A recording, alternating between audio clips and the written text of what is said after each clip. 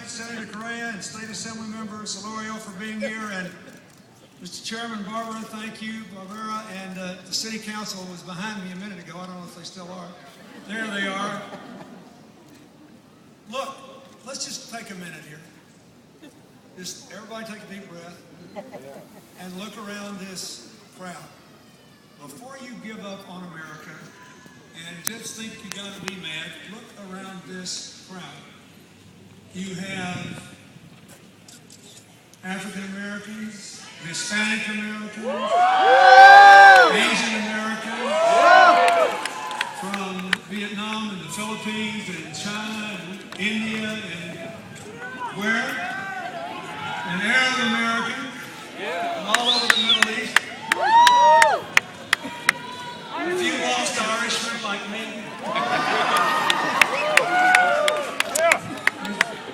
One of the jobs that I took on last year, this is no heavy lifting, I agreed to be the honorary chair of America's attempt to get the World Cup in soccer here in a few years.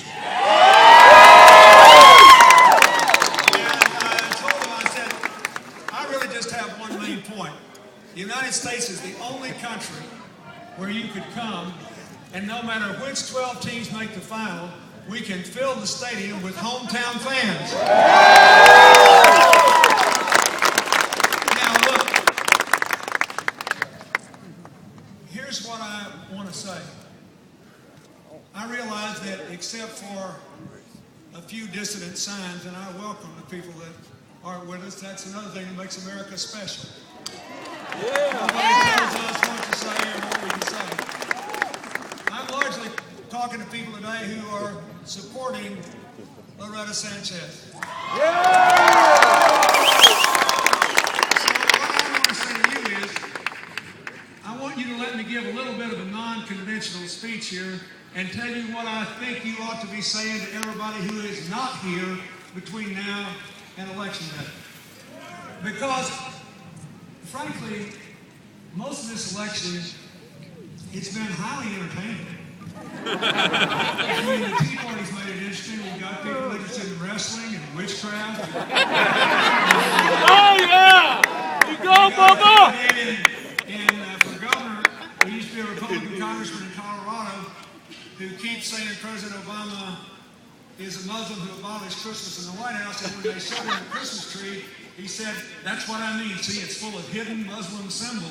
I couldn't make this up. So the Republican nominee was afraid he was going to be flanked. So he was asked what he thought about Denver's bike sharing program. Denver's regularly voted the healthiest city in America. The mayor is a Democrat nominee for governor. So they said to the Republican nominee, what do you think about that bike sharing program? He said, it's a UN conspiracy to take sovereignty of Denver away from the United States. So all this is very entertaining. And some of the things they said about us, you know, there are these dueling stories. Their story is, okay, we left them in a big hole. We took 8 years to dig that hole. It was $3 trillion deep. But we gave them 21 months to dig out. We're not all the way out. Throw them out and put us back in. And the subtext of that is, while failing to get us out of the hole, they spent too much money, gave us too much government, and some of them say the president and his cabinet are closet socialists.